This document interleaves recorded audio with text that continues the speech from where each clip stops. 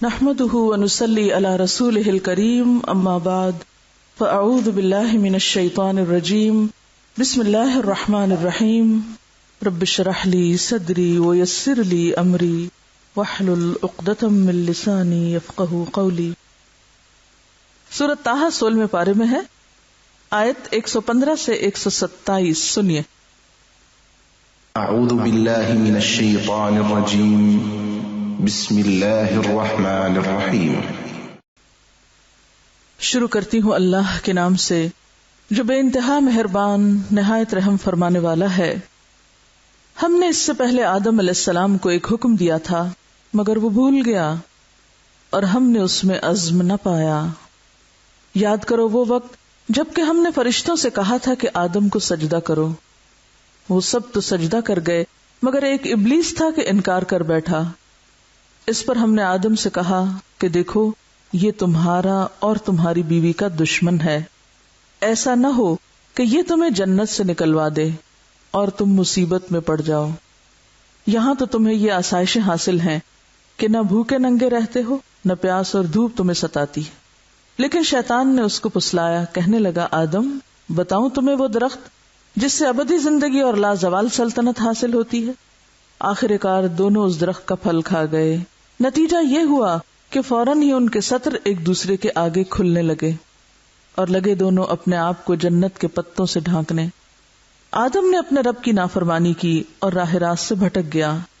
پھر اس کے رب نے اسے برگزیدہ کیا اور اس کی توبہ قبول کر لی اور اسے ہدایت بخشی اور فرمایا تم دونوں یعنی انسان اور شیطان یہاں سے اتر جاؤ، تم ایک دوسرے کے دشمن رہو گے. اب اگر میری طرف سے تمہیں کوئی ہدایت پہنچے تو جو کوئی میری اس ہدایت کی پیروی کرے گا وہ نہ بھٹکے گا نہ بدبختی میں مبتلا ہوگا، اور جو میرے ذکر سے منہ موڑے گا اس کے لیے دنیا میں تنگ زندگی ہوگی اور قیامت کے روز ہم اسے اندھا اٹھائیں گے. وہ کہے گا پروردگار دنیا میں تو میں آنکھوں والا تھا، یہاں مجھے اندھا کیوں اٹھایا؟ اللہ تعالیٰ فرمائے گا ہاں اسی طرح تو ہماری آیات کو جب کہ وہ تیرے پاس آئی تھی تو نے بھلا دیا تھا، اسی طرح آج تو بھلایا جا رہا ہے. اس طرح ہم حد سے گزرنے والے اور اپنے رب کی آیات نہ ماننے والے کو دنیا میں بدلہ دیتے ہیں، اور آخرت کا عذاب زیادہ سخت اور زیادہ دیر پا ہے. دوبارہ سنیے. وَلَقَدْ أَهِدْنَا إِلَىٰ آدَمَ مِن قَبْلُ فَنَسِيَ وَلَمْ نَجِدْ لَهُ عَزْمًا. ہم نے اس سے پہلے آدم علیہ السلام کو ایک حکم دیا تھا مگر وہ بھول گیا. وجہ کیا تھی؟ وَلَمْ نَجِدْ لَهُ عَزْمًا، کہ ہم نے اس میں عزم نہ پایا، ارادے کی پختگی نہ پائی. تو گویا اللہ کے حکموں کی پابندی نہ کر سکنا اور اللہ کی اطاعت پر قائم نہ رہنا، اس کا ایک بنیادی سبب ارادے کی کمزوری ہے. جب ارادہ پختہ ہوتا ہے تو انسان فائدہ مند چیزوں پر ہر قیمت پہ جم جاتا ہے، استقامت اختیار کرتا ہے اور اس کے لیے حد الوسع کوشش کرتا ہے. انسان کی کوششیں منحصر ہی کس پر ہیں، یا کوششوں کی کمی یا زیادتی کا انحصار بھی کس پر ہے؟ ارادے کی پختگی اور کمزوری پر. وَإِذْ قُلْنَا لِلْمَلَائِكَةِ اسْجُدُوا لِآدَمَ، اور جب ہم نے فرشتوں سے کہا کہ آدم کو سجدہ کرو، یعنی آدم علیہ السلام کی تخلیق کے بعد، فسجدوا تو سب نے سجدہ کر لیا، ایکسپٹ کر لیا، جھک گئے اللہ کا حکم سمجھ کر، الا ابلیس، سوائے ابلیس کے. ابا، اس نے انکار کر دیا، اس نے اس کو قبول نہ کیا. جب وہ ایسا کر چکا تو ہم نے آدم سے کہا فَقُلْنَا يَا آدَمُ إِنَّ هَذَا عَدُوٌّ لَكَ، آدم یاد رکھنا یہ تمہارا دشمن ہے جو تمہارے آگے نہیں جھکا، جس نے سرکشی کی. نہ صرف یہ کہ تمہارا، وَلِزَوْجِكَ، تمہاری بیوی کا بھی ہے. اب یاد رہے کہ فَلَا يُخْرِجَنَّكُمَا مِنَ الْجَنَّةِ، کہ یہ ہرگز تمہیں جنت سے نکلوا نہ پائے. فَتَشْقَى، ورنہ تم مصیبت میں پڑ جاؤ گے. بہت سے لوگوں نے جنت کی انٹرپریٹیشن دنیا سے کی ہے کہ اس وقت زمین پر کوئی پولوشن نہ تھی، ہر طرف سبزہ ہی سبزہ تھا، لہٰذا یہ واقعہ دنیا میں پیش آیا، اور اس سے مراد دنیا کے باغات ہیں۔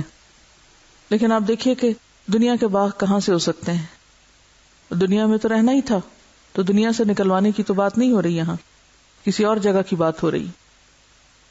ان لکا، بے شک تمہارے لیے، اللہ تجوع فیہا، کہ تم اس میں کبھی بھوکے نہ ہوگے، یعنی جنت میں رزق با فراغت ہوگا، ولا تعرا، اور نہ ننگے ہوگے، یعنی لباس بھی عمدہ ہے، لباس بھی موجود ہے، وانک لا تظمأ فیہا ولا تضحا، اور نہ تمہیں پیاس ستائے گی اور نہ دھوپ ستائے گی، نہ پیاسے ہوگے نہ دھوپ کی پریشانی ہوگی۔ فوسوس الیہ الشیطان، اس کے باوجود شیطان راہ پا گیا، کس طریقے سے، کس ذریعے سے؟ وسوسے کے ذریعے، وہ بھی خیال اور ارادے پر اثر انداز ہوا جا کر۔ آدم علیہ السلام اللہ کے حکم کو بھی سمجھتے تھے، شیطان کی دشمنی کو بھی سمجھتے تھے، اس کے باوجود اللہ کی نافرمانی کر بیٹھے، اللہ کا حکم بھول گئے۔ سبب کیا بنا تھا؟ شیطان کی وسوسہ اندازی۔ قال یا آدم، شیطان کہنے لگا، اے آدم، هل ادلک، کیا میں تم کو بتاؤں، علی شجرۃ الخلد، شجرۃ الخلد کے بارے میں۔ خلد کہتے ہیں ہمیشگی کو، یعنی ایسا درخت کہ جس کا پھل کھانے کے بعد انسان ہمیشہ جوان ہی رہتا ہے، ہمیشہ یہی رہتا ہے۔ وہ ملکن، اور ایسی بادشاہت کے بارے میں بتاؤں، لا یبلا، جو کبھی ختم نہ ہو، کبھی پرانی نہ ہو۔ تو جھانسا اس نے کیا دیا؟ ہمیشہ جوان رہنے کا اور ہمیشہ جنت کی بادشاہت کا، اقتدار کا۔ فَأَكَلَا مِنْهَا، تو وہ دونوں اس پھل کو کھا گئے اس کی باتوں میں آ کر، یعنی اس نے جو سبز باغ دکھایا تو وہ بھول گئے، اور اس کی باتوں میں اللہ کا حکم انہیں یاد ہی نہ رہا۔ فَأَكَلَا مِنْهَا فَبَدَتْ لَهُمَا سَوْآتُهُمَا، جب انہوں نے کھایا وہ تو ان کے لباس اترنے لگے۔ اب شرم و حیا چونکہ فطرت میں تھی، وَاتَّفِقَا يَخْصِفَانِ عَلَيْهِمَا مِن وَرَقِ الْجَنَّةِ، تو فوراً دوبارہ اپنے آپ کو ڈھانپنے لگے جنت کے پتوں سے۔ وَعَصَىٰ آدَمُ رَبَّهُ، آدم نے اپنے رب کی نافرمانی کی تھی۔ یہ اس وقت کی بات ہے جب ابھی وہ پیغمبر نہیں بنے تھے، وہ صرف ایک انسان تھے۔ فَغَوَىٰ، تو وہ سیدھے رستے سے بھٹک گئے، لیکن فوراً ہی احساس ہوا، توبہ کی، ثم اجتباہ، تو اللہ تعالیٰ نے پھر چن لیا، توبہ قبول کر لی۔ ثم اجتباہ ربہ فتاب علیہ، اللہ تعالیٰ نے چن بھی لیا، توبہ بھی قبول کر لی، وہدیٰ، اور ہدایت بھی دی۔ جس سے آپ دیکھیے کہ توبہ کے کتنے فائدے ہوتے ہیں۔ ایک دفعہ گناہ کرنے کا مطلب یہ نہیں کہ انسان ہمیشہ کے لیے اللہ کی نظروں میں گر جاتا ہے یا اس کے لیے پھر آگے بڑھنے کے کوئی چانسز نہیں رہتے۔ گناہ کیسا بھی ہو، کتنا بھی ہو، کچھ بھی ہو، لیکن اگر انسان سچے دل سے توبہ کر کے اپنا رستہ تبدیل کر لیتا ہے تو اللہ تعالیٰ کی رحمت اس کو ڈھانپ لیتی ہے۔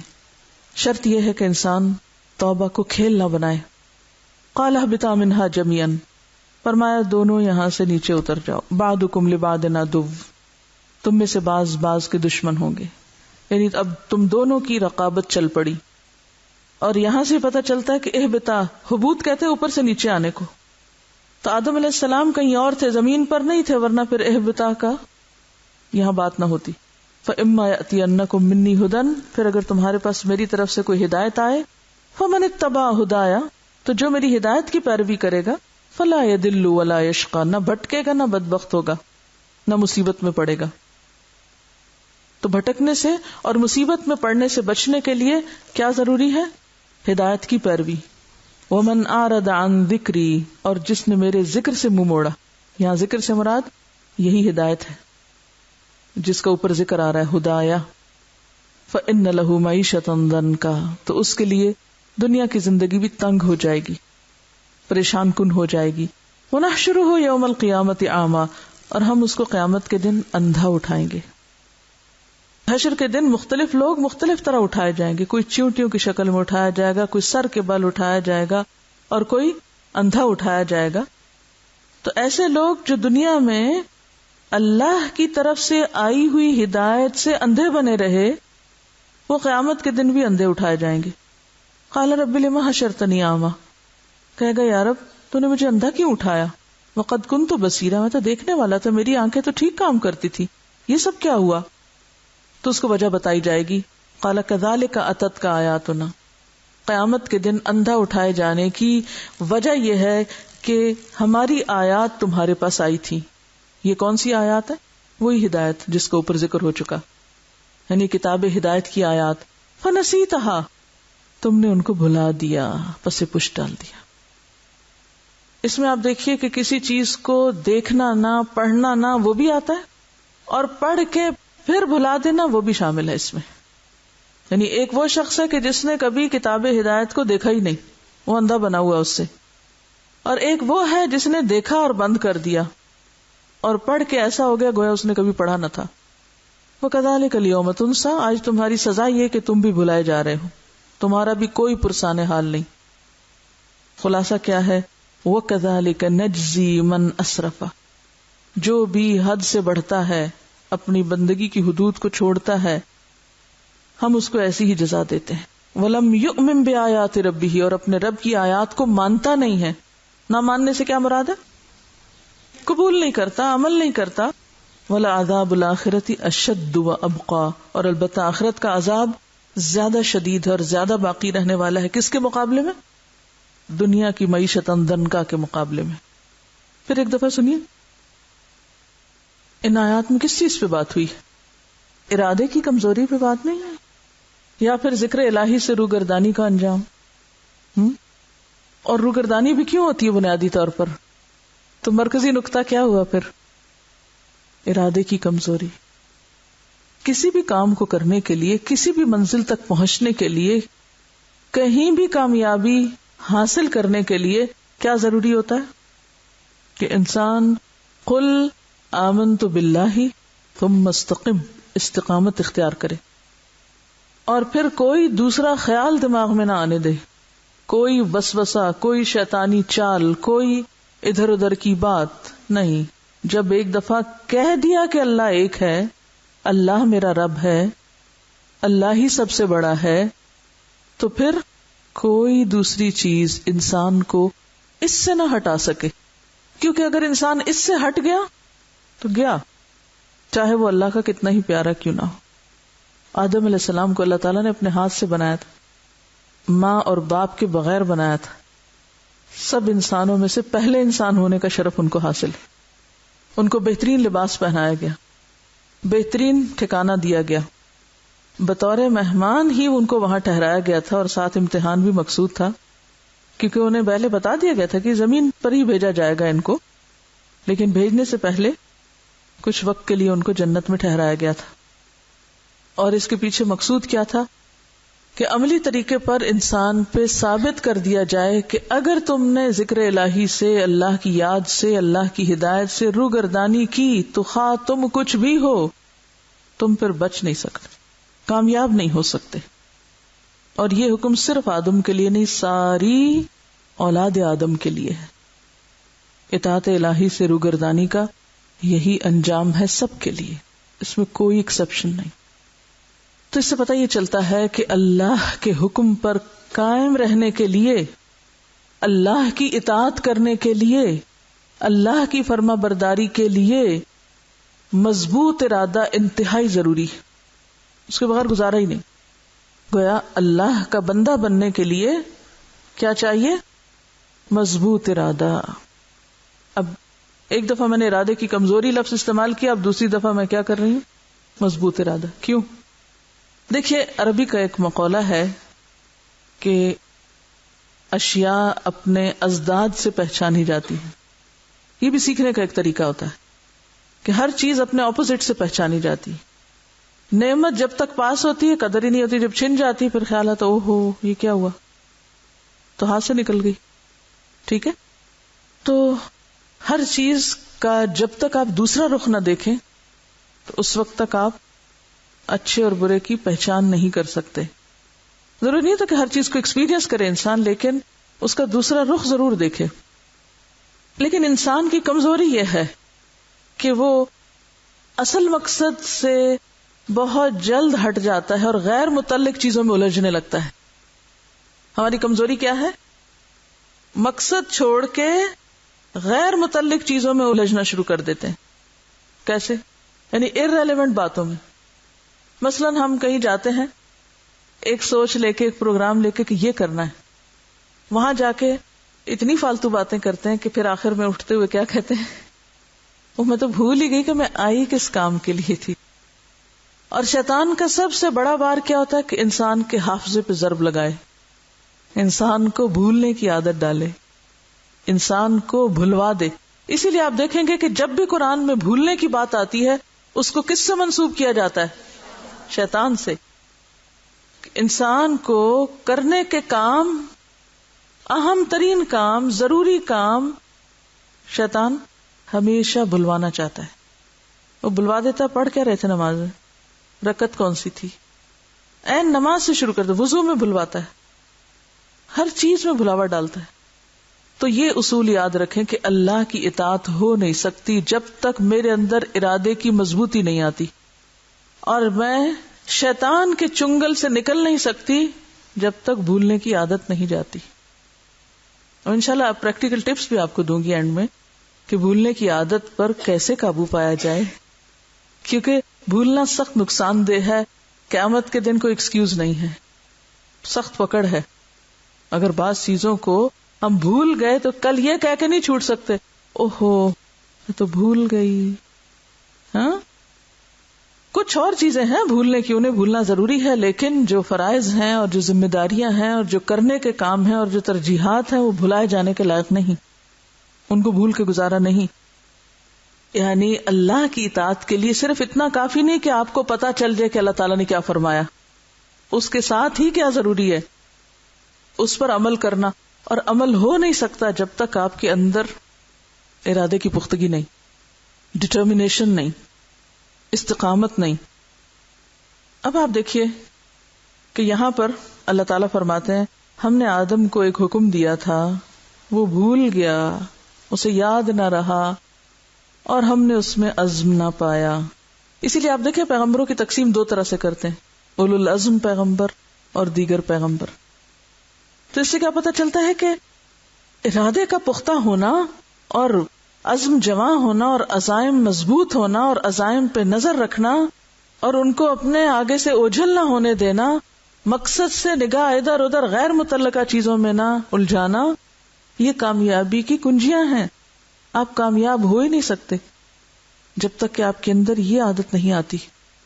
اب آپ دیکھیے کہ بہت سے لوگ جیسے یہاں آئے ہیں ایک مقصد لے کے آئے نا, اور اگر ہم اس کو بھول جائیں اور کیا کرنے لگے, ادھر ادھر کی چیزوں میں دلچسپی لینے لگے. اچھا یہ درخت کیسا, یہ ٹھیک ہے غور و فکر کے لیے ٹھیک ہے, لیکن غیر متعلقہ چیزوں میں پڑ جائیں تو نتیجہ کیا ہوگا, اصل چیز بھول جائیں. اب دیکھیں نا آپ نے اکثر تجربہ کیا ہوگا, جیسے آپ اپنا ٹیسٹ خود بھی کر سکتے ہیں.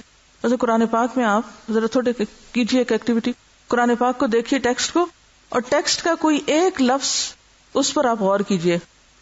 مثلا میں نے اس وقت فتشقہ کو اپنے نگاہ میں رکھا ہوا ہے, زیادہ سے زیادہ فتشقہ کے ساتھ جنت کا لفظ مجھے نظر آ رہا ہے, لیکن باقی سارے نظر آنے کے باوجود بھی کہاں ہیں, بیک گراؤنڈ میں ہیں.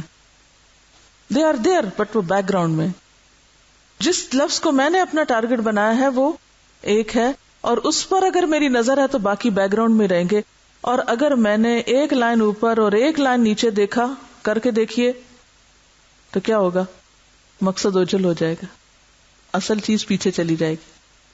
ہم سب اس دنیا میں کس لیے آئے ہیں, وما خلقت الجن والانس الا لیعبدون, اول و آخر اپنے رب سے جڑنا. ہماری کمزوری کیا ہے, ہم اور چیزوں میں الجھ جاتے ہیں, کبھی انسانوں میں الجھ جاتے ہیں, کبھی مادی چیزوں میں الجھ جاتے ہیں, کبھی کسی اور چیز میں الجھ جاتے ہیں, اور مقصد فراموش کر بیٹھتے ہیں. نتیجہ کیا ہوتا ہے, نہ ادھر کے رہے نہ ادھر کے رہے, نہ خدا ہی ملا نہ وصال صنم. اور یہ نفس کی ایسی چال ہوتی ہے کہ ہمیں خود بھی نہیں پتا چلتا کہ ہم اس کا شکار ہو گئے. انسان کو بعض اوقات خود بھی یاد نہیں رہتا کہ وہ اس سے ہو کیا گیا. جب ہو چکتا ہے تو پھر یاد آتا, اوہ اچھا میں تو اس کام کے لیے آئی تھی. عام طور پہ آپ نے دیکھو نا, ہم ایک چیز کی نیت کرتے ہیں اور پھر تھوڑی دیر کے بعد وہ بھولے ہوئے ہوتے ہیں. تو اس بھولنے کا کوئی علاج ہونا چاہیے نا. صرف بھول بھول کہہ کے چھوٹ دیتے جائیں, خود کو دیتے جائیں, تو یہ تو پھر کامیابی کی بات نہ ہوئی. تو ایک تو یہ ہے قابل غور بات ان آیات میں جو آپ کو سیکھنی ہے. دوسری بات یہ ہے کہ یہاں پر ہم دیکھتے ہیں کہ اللہ تعالیٰ نے فرشتوں سے کہا آدم کو سجدہ کرو، سب نے کیا الا ابلیس. ابلیس نے نہیں کیا. سب نے کر لیا، ابلیس نے نہیں کیا. اس کی وجہ کیا تھی؟ ابلیس اور ملائکہ میں فرق کس بات کا تھا؟ غور فرمائیے، فرق کیا تھا؟ وہ سب کر رہے ہیں، اس کو تو چاہیے تھا سب کو دیکھ کے خود ہی گر جاتا اگر اپنا دل نہیں بھی چاہ رہا تھا، لیکن اس نے نہیں کیا. وجہ، اس کو فری ول دی گئی تھی، اس کو اختیار دیا گیا تھا، تو اس اختیار کو اس نے غلط استعمال کیا تھا. اس نے اسے آدم کا مسئلہ سمجھا جبکہ یہ اللہ کا حکم تھا. مسکنسپشن تھی اس کی. فرشتوں نے کیوں بات مان لی؟ کہ انہوں نے کیا سمجھا کہ یہ کس کا حکم ہے، اور ابلیس نے کیوں نہیں مانی؟ اس نے اسے انسان کا معاملہ سمجھا اور اپنے اختیار کو غلط استعمال کیا. مسکنسپشن. بیسیکلی اگر آپ اس فرق کی وجہ دیکھیں تو مسکنسپشن ہے. ہم اس دنیا میں آ کر بہت سی چیزوں کے بارے میں مسکنسپشن کا شکار ہوتے ہیں. یہاں ہونا کیا چاہیے تھا کہ اللہ کا حکم ہے اور بس. آج ہم بھی بہت دفعہ اللہ کا حکم آنے کے باوجود نہیں مانتے. کیوں نہیں مانتے؟ ہم بھی بعض اوقات اپنے عقل استعمال کرتے ہیں، اس میں مجھے کچھ لاجک نہیں نظر آتی. بعض اوقات ہم حالات، بعض اوقات تعصب یعنی مسکنسپشن کا ہم شکار ہو جاتے ہیں. معاملے کی نوعیت کو نہیں سمجھتے، اس کی حقیقت کو نہیں سمجھتے، لہذا ہم کچھ سے کچھ کر بیٹھتے ہیں. یعنی آپ ایک چیز کو اگر اس کی اصل نہ سمجھیں، مثلا ہم دنیا کے بارے میں مسکنسپشن کا شکار ہیں، کیا ہمیشہ رہنا ہی، اور بہت ساری بھول کا شکار ہیں ہم. تو ہماری بھی بہت سی نافرمانیوں کی اصل وجہ ہمارا ان چیزوں کے بارے میں مسکنسپشن کا شکار ہونا ہے، معاملے کی نوعیت کو نہ سمجھنا ہے. ہم چینج کیوں نہیں ایکسپٹ کر پاتے؟ اس کے پیچھے بھی ایک ریزن یہ ہوتی ہے، ہم ایک چیز کو ایک نظر سے دیکھ رہے ہوتے ہیں. ہم سمجھتے ہیں ہم تو مر جائیں گے اس کے بغیر، نہ تو گزارا ہی نہیں اس کے بغیر. حالانکہ کیا ہوتا ہے، وہ ہمارا ہی خیال ہوتا ہے، وہ بھی مسکنسپشن ہوتی ہے. نہیں مرتے آپ، اس کی حقیقت کو نہیں سمجھ رہے ہوتے. کسی بھی چیز کی اصل حقیقت، کسی معاملے کی اصل حقیقت کو نہ سمجھنا کیا ہے؟ مسکنسپشن کا شکار ہونا ہے. دیکھیے تعلقات کی خرابی کیوں ہوتی ہے؟ انسانوں کے درمیان تعلقات کی خرابی کی بھی بنیادی وجہ عموماً مسکنسپشن ہوتی. ہم کسی چیز کو ایک نظر سے دیکھ رہے ہوتے ہیں، حالانکہ دوسری نظر سے دیکھنے کی بھی پوری گنجائش موجود ہوتی ہے، لیکن ہم کسی بھی چیز کا صرف ایک رخ دیکھ رہے ہوتے ہیں، لہذا ہم اپنے آپ کو جسٹیفائی بھی کرتے ہیں. کیا ابلیس نے جسٹیفائی نہیں کیا تھا؟ خود کو کیا تھا نا. بعض اوقات دونوں پہلو سامنے ہوتے ہیں، دونوں رخ ہم دیکھ رہے ہوتے ہیں، لیکن ہماری پرسپشن ہماری پسند کے مطابق ہوتی ہے. کسی بھی چیز کو ہم پھر کیسے لیتے ہیں؟ جو ہمارے اپنے رجحانات اور میلانات ہوتے ہیں، جو ہمیں سوٹ کرتے ہیں، جو ہمیں پسند آتے ہیں، جو ہمیں اپنے فائدے میں لگتے ہیں. بہرحال ابا، لہذا اس نے انکار کر دیا. تو اس کی نافرمانی کی وجہ اس کا اپنے خیال کو درست سمجھنا تھا. تو اس سے یہ بھی پتہ چلتا ہے کہ بعض اوقات ہم کسی چیز کے بارے میں خود کو درست سمجھتے ہوئے بھی درست نہیں ہوتے، لیکن ہم اپنا خیال کیوں نہیں چھوڑنا چاہتے؟ ہم تبدیلی نہیں چاہتے، ہم تبدیل نہیں کرنا چاہتے. نقطہ نظر، تبدیلی ایکسپٹ کرنے کی ہم میں صلاحیت نہیں ہوتی. فَقُلْنَا يَا آدَمُ إِنَّ هَذَا عَدُوٌّ لَكَ، وہاں ہم نے پوری دلیل کے ساتھ اور پوری مثال کے ساتھ واضح طور پہ سمجھا دیا، آدم یہ تمہارا دشمن ہے، اس کی دشمنی کو سمجھ جاؤ. اس نے تمہاری بات نہیں مانی. وَلِزَوْجِكَ، تمہاری بیوی کا بھی دشمن ہے. فَلَا يُخْرِجَنَّكُمَا مِنَ الْجَنَّةِ، یہ تمہیں جنت سے نہ نکلوائے. جانا تو تھا ہی، ایک تو یہ تھا نا کہ عزت سے اتارے جاتے، اور ایک یہ کہ شیطان کے ذریعے نکلوائے جاتے. فَتَشْقَى، کتنی واضح کھلے لفظوں میں الارم ہے، وارننگ ہے، ورنہ تم مشکل میں پڑ جاؤ گے. اور دیکھو یہ جنت جو تمہارے لیے بنی. جنت کس کے لیے بنی؟ اللہ کے بندوں کے لیے بنی ہے نا. جنت اللہ نے اپنے لیے تو نہیں بنائی. جنت کس کے لیے بنائی؟ اپنے بندوں کے لیے بنائی. لیکن ان بندوں کے لیے جو پروو کریں کہ وہ سارے مسکنسپشنز اور ساری نافرمانی کی ریزنز، بھول چوک، سب چیزوں سے نکل کر اپنے آپ کو پروو کریں کہ وہ یہاں جانے کے قابل ہیں، اپنی کمزوریوں پہ قابو پا کے آئیں، عزم اور ارادے کے مالک ہوں. اور پھر جنت کی تھوڑی سی انہیں تفصیل بتائی گئی کہ ان لک اللہ تجوع فیہا ولا تعرا، یہاں تمہیں نہ بھوک ہوگی نہ تمہیں لباس کا مسئلہ ہوگا، یعنی روٹی کپڑا مکان کوئی پریشانی کی بات نہیں. وانک لا تظمأ فیہا ولا تضحى، نہ دھوپ ہے نہ پیاس ہے. اب آپ دیکھیں کہ انسان کی بیسک نیسیسٹیز جو ہیں، یہ بنیادی ضروریات جو ہیں وہ بتائی گئی ہیں کہ جس کو کھانے کو مل جائے، جس کو کپڑا مل جائے، جس کو پینے کو مل جائے، جس کو ٹھکانہ مل جائے، تدھا دھوپ نہیں مطلب یہ کہ چھت ہے، مکان مل جائے، یہ انسان کی بنیادی ضروریات ہے. جس کے پاس یہ تین چیزیں ہوں وہ جہاں بھی ہے وہ جنت ہے. لیکن ہم میں سے کتنے لوگ شکر گزار ہیں جن کے پاس یہ تینوں چیزیں ہوں؟ 2 وقت کھانے کو ملتا ہو، پہننے کو کپڑا ہو، رہنے کی جگہ ہو. کتنے ہی لوگ ایسے ہیں جو یہ تینوں چیزیں پانے کے باوجود بھی کبھی خوش نہیں رہے، کبھی خوش نہیں رہے، ناشکرے پن کا شکار رہتے ہیں. بہرحال اب کیا ہوا؟ یہ سب کچھ بالکل فری، مفت اس جوڑے کو ملی تھی. کوئی بل ادا نہیں کرنا تھا، کوئی قیمت نہیں دینی تھی، سب کچھ فری. جبکہ دنیا میں یہ سب کچھ کیسے حاصل ہوتا ہے؟ مشقت سے، مصیبت سے. اب کیا ہوا؟ فوسوس الیہ الشیطان، شیطان پہنچ گیا اور اس نے ان کو وسوسہ ڈال دیا، چیزوں کو مشتبہ کر دیا. مسکنسپشن، خود مسکنسپشن کا شکار تھا، انہیں بھی ایسی جگہ لا کھڑا کیا کہ جہاں ان کو بھی بھول گیا کہ معاملے کی حقیقت یا اصلیت کیا تھی. آدم علیہ السلام کے لیے ساری جنت فری تھی، ایک درخت ممنوع تھا.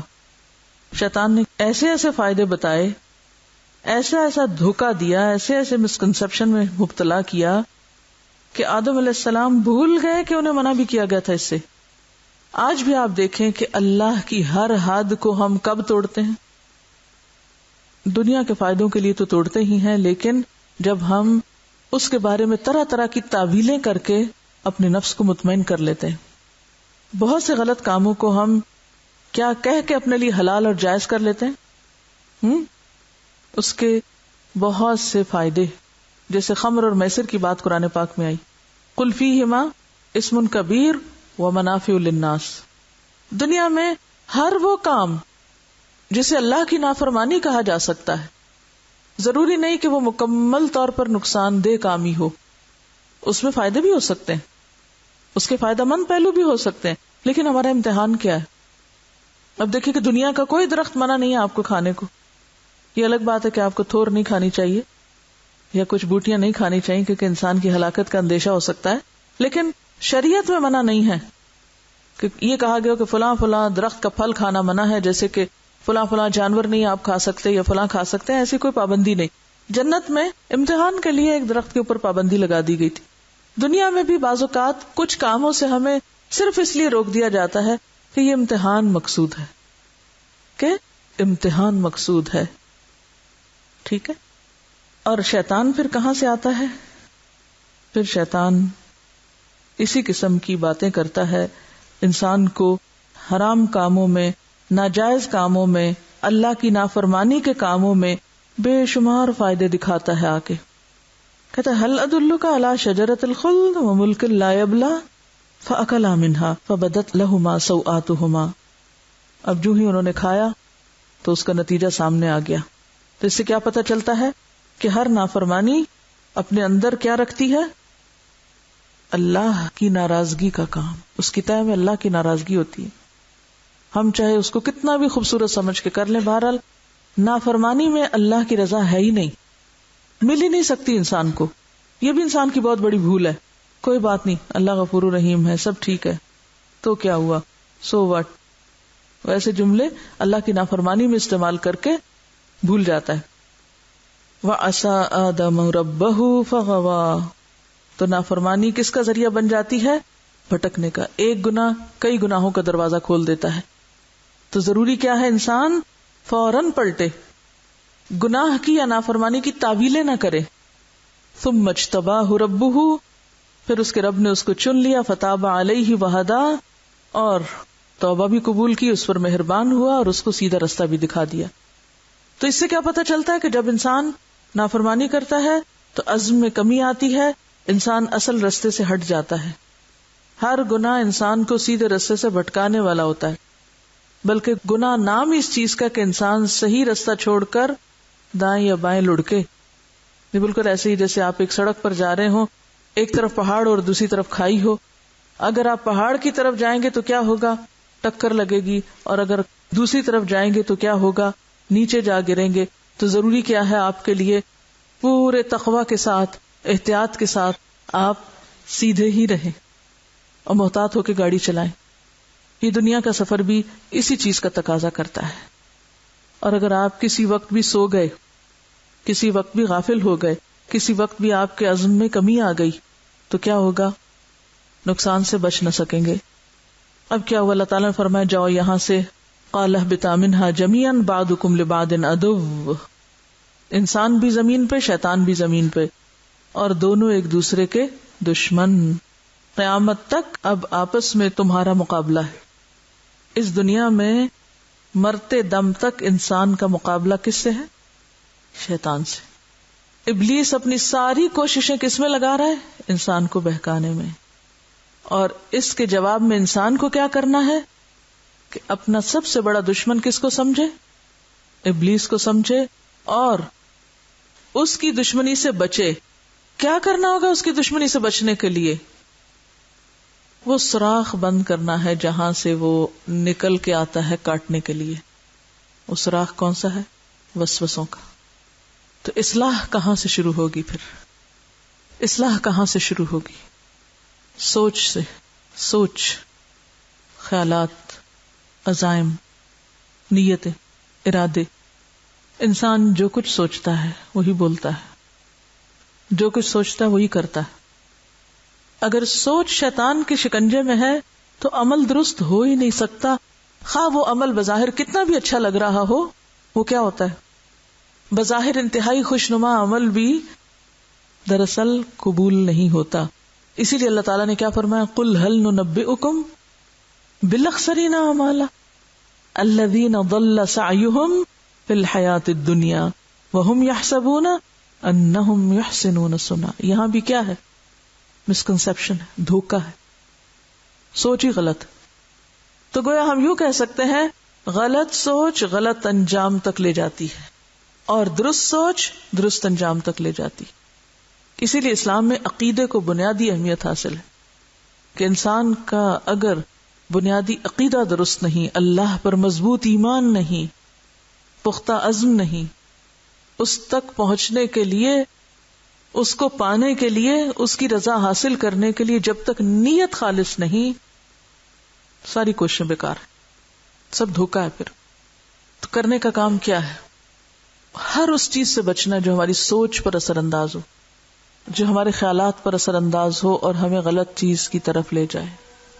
چلے دوسرے لفظوں میں آپ یوں کہیے، ساری کوششوں کا خلاصہ اور نتیجہ اور مرکزی نقطہ پھر کیا ہے؟ اللہ کی رضا پانا.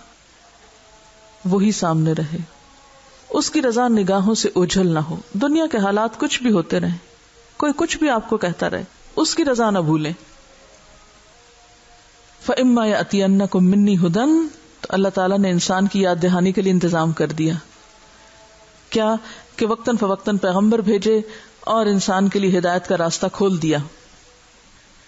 فَمَنِ اتَّبَعَ هُدَايَ، ایک طرف کیا بتایا؟ جو اس ہدایت کی پیروی کرے گا فَلَا يَضِلُّ وَلَا يَشْقَى، نہ بھٹکے گا نہ بدبخت ہوگا. اس سے بھی کیا پتا چلتا ہے؟ نہ بھٹکے گا نہ مصیبت میں پڑے گا. تو سوچ کا انحراف کدھر لے جاتا ہے؟ مصیبت کی طرف.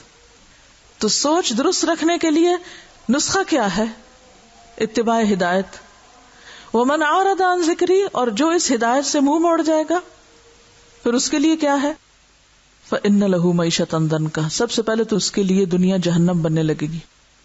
دنیا میں ہی مصیبت شروع ہو جائے گی، دنیا میں ہی تنگی آنے لگے گی.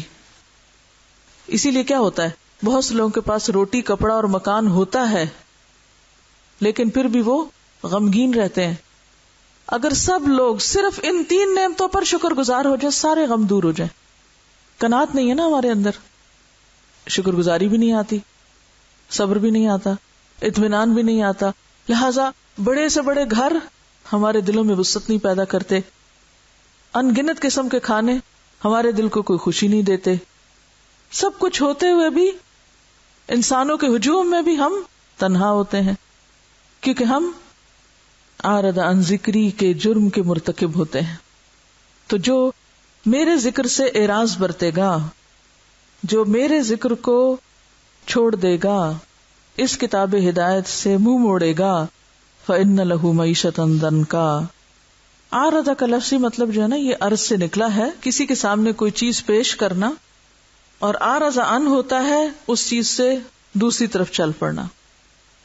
اب ہم نے یہ دیکھا کہ انسان کے لیے امتحان کیا ہے کہ نمبر 1 شیطان کے وسوسوں سے بچے، ٹھیک ہے، بھولنے سے بچے، ٹھیک ہے، استقامت اختیار کرے، صحیح ہے، سیدھے رستے پر چلتا جائے، ٹھیک ہے.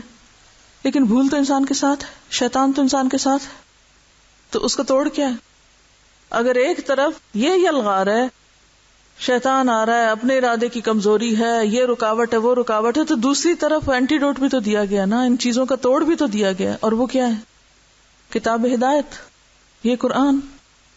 لیکن جو شخص اس کو چھوڑ دیتا ہے اور اس کے بغیر اپنی خواہشات، اپنے سوچوں، اپنے فلسفوں پر زندگی بسر کرنے لگتا ہے، تو نتیجہ کیا ہوتا ہے؟ شیطان اس کو بھٹکاتا چلا جاتا ہے. یعنی کوئی شیلڈ ہے ہی نہیں اس کتاب کے سوا کہ جس میں انسان شیطان سے بچ کر محفوظ ہو. یہی پناہ گاہ ہے، مضبوط قلعہ ہے. دوسرے لفظوں میں ذکر الہی ہی مضبوط قلعہ ہے جس میں بند ہو کر انسان شیطان جیسے دشمن سے نجات پا سکتا ہے. اسی لیے ذکر کی مثال کیا ہے کہ جیسے انسان کے پیچھے ایک دشمن لگا ہوا ہو اور وہ فوراً کسی قلعے میں محفوظ ہو جائے. حدیث میں آتا ہے نا کہ شیطان انسان کے دل میں وسوسہ ڈالنے لگتا ہے، آ رہا ہوتا ہے، چھپ کے بیٹھا ہوا ہوتا ہے، حملہ آور ہونے لگتا ہے. ادھر انسان ذکر کرتا ہے، ادھر وہ بھاگ نکلتا ہے. اذا ذکر خنس، چلا جاتا ہے. اور بھی بہت سے مقامات ایسے ہیں کہ جب انسان ذکر کرتا ہے اللہ کا چلا جاتا ہے. اور یہاں صرف ذکر نہیں بلکہ کتاب ہدایت.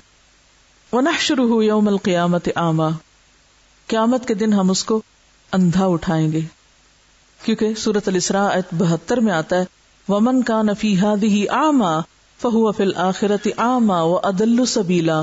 جو شخص اس دنیا میں اندھا رہا وہ آخرت میں بھی اندھا رہے گا اور راستے سے بہت دور جا پڑے گا. اس وقت انسان کہے گا قال رب لما حشرتنی اعمی وقد کنت بصیرا، اللہ تعالیٰ یہ میں اندھا کیوں ہو گیا؟ میں تو اچھا بھلا دیکھتا تھا، میں تو نفع نقصان سب سمجھتا تھا، یہ کیوں ہو گیا؟ قال کذالک اتتک آیاتنا، اس کو بتا دیا جائے گا کہ اصل تمہارا جرم یہ تھا کہ ہماری آیات تمہارے پاس آئی ہوئی تھی، فنسیتہا، تم نے ان کو بھلا دیا. قرآن کا چھوڑنا، قرآن کا ترک کرنا، کتاب ہدایت سے منہ موڑنا، کتاب ہدایت کو ایک طرف رکھ کے زندگی بسر کرنا. وَكَذَلِكَ الْيَوْمَ تُنسَى، جب تم نے اس مینول کو چھوڑ دیا، تم نے یہ انسٹرکشنز فالو نہیں کی، تم نے اس کتاب سے، اس ہدایت سے روگردانی کی، تو ہم بھی تمہیں بلا رہے ہیں. وَكَذَلِكَ نَجْزِي مَنْ أَسْرَفَ، اسی طرح ہم بدلہ دیں گے ہر اس شخص کو جو حد سے بڑا. وَلَمْ يُؤْمِنْ بِآيَاتِ رَبِّهِ، یہ کیا چیزیں آیات رب، کہاں ہوتی ہیں یہ؟ قرآن، یہ سچی آیتیں، ٹھیک ہے، ایسے ہی ہے، کوئی شک تو نہیں. وَلَعَذَابُ الْآخِرَةِ أَشَدُّ وَأَبْقَى، اور آخرت کا عذاب تو اور بھی شدید تر اور زیادہ باقی رہنے والا ہے. اب آپ کرنے کا کام بتائیے. عزم کی پختگی کے لیے، سیدھے رستے پہ قائم رہنے کے لیے اس کتاب ہدایت کو مضبوط تھامنا ہے. یہ قرآن اللہ کی رحمت ہے ہم سب کے لیے، اور یہ نہیں چھینی جاتی مگر بدبخت سے. رحمت نہیں چھینی جاتی سوائے بدبخت کے. فتشقى،